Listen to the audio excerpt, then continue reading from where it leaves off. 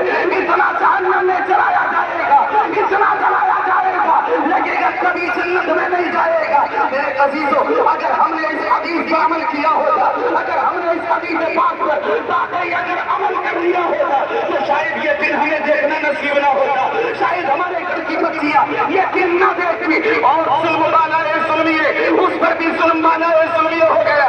آج مرد تو گھر میں بیٹھ گیا، اپنے گھر کی عورتوں کو اس نے نوکری کے لیے نکال دیا ہے۔ اب سنو ایک بات میں اور آپ کو بتا دوں، چاہے وہ پرائیویٹ سیکٹر ہو یا گورنمنٹ کا سیکٹر ہو، ان سے اعلیٰ حضرت میں آنے والوں اپنے دل کی تختی پر یہ باتیں نوٹ کر کے لے جانا اور اس پر عمل کی کوشش کرنا تاکہ ہمارا معاشرہ بہتر ہو سکے۔ یہ تعلیمات اعلیٰ حضرت ہے جو میں آپ کے سامنے عرض کر رہا ہوں۔ اب سنو حالات کیا ہے، آج اگر پرائیویٹ سیکٹر میں جائیے یا گورنمنٹ کے سیکٹر میں جائیے، آپ کسی مسلم لڑکے کو بھیج کر کے دکھائیے، کتنا بھی قابل ہو، کتنا بھی ماہر ہو، لیکن اس کو جلدی نوکری نہیں ملے گی۔ نوکری اس کے نام پر نہیں ہے، نہ پرائیویٹ سیکٹر میں نظر آتی ہے نہ گورنمنٹ میں نظر آتی ہے، لیکن وہی آپ کے گھر کی بچی اگر کم پڑھی لکھی بھی ہے، پرائیویٹ سیکٹر میں اگر جاتی ہے، اس کو پہلے نوکری دی جاتی ہے، پہلے اس کو بنایا جاتا ہے، اور حیرت تب ہوتی ہے کہ جب ہم کسی ہاسپٹل میں جاتے ہیں، اس کے جو ہے ریسیپشن پر ہم مسلم بچیوں کو بیٹھے دیکھتے ہیں، اس کے قریب میں ایک غیر مسلم بیٹھا ہوتا ہے، وہ کبھی اس کے کاندھے پہ ہاتھ رکھتا ہے، کبھی اس کی پیٹھ پہ ہاتھ رکھتا ہے۔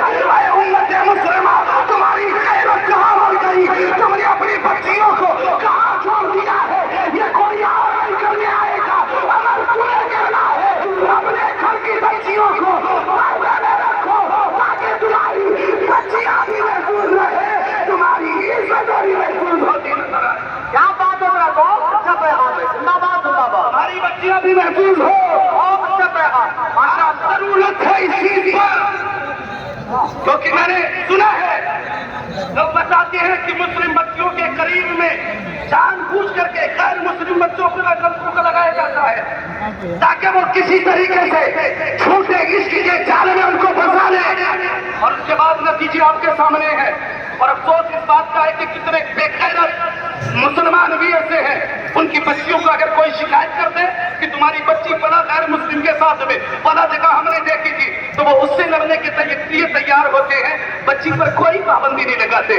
تمہیں کیا ہو گیا میرے بھائی، تمہیں کیا ہو گیا؟ تعلیمات اعلیٰ حضرت یہ ہے، جس گھر کی بچی بے پردہ گھومے، میرے نبی کا فرمان ہے دیوس ہے، تمہیں دیوس نہیں بننا ہے، نبی کا سچا عاشق بننا ہے۔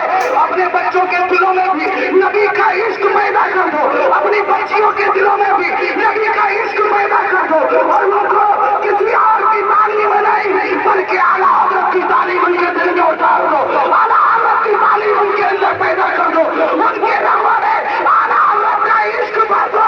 تمہارا بچہ اگر اعلیٰ حضرت کا ہو گیا تو نہ رافضی ہوگا، نہ خارجی ہوگا، نہ ناصری ہوگا، نہ وہابی ہوگا، نہ سلفی ہوگا، بلکہ تمہارا بچہ اپنے نبی کے عشق میں اعلیٰ حضرت کی زبان میں یہی کرے گا۔